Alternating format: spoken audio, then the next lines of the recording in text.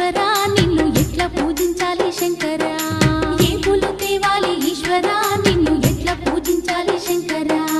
కోటి మహిమలతోని కొలువైన కోటప్ప నిన్ను పూజించిన జన్మే ధన్యమయ్యా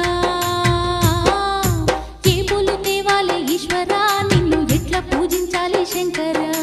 ఏ పూలు తేవాలి ఈశ్వరా నిన్ను ఎట్లా పూజించాలి శంకరా